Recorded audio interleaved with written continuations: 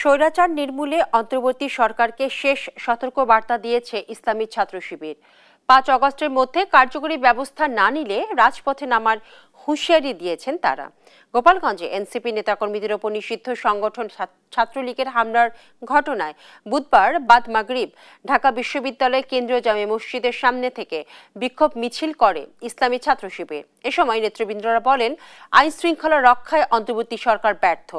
দায়িত্ব পালন করতে না পারলে দ্রুত পদত্যাগ করে ছাত্র জনতার কাছে ক্ষমতা হস্তান্তর করতে হবে।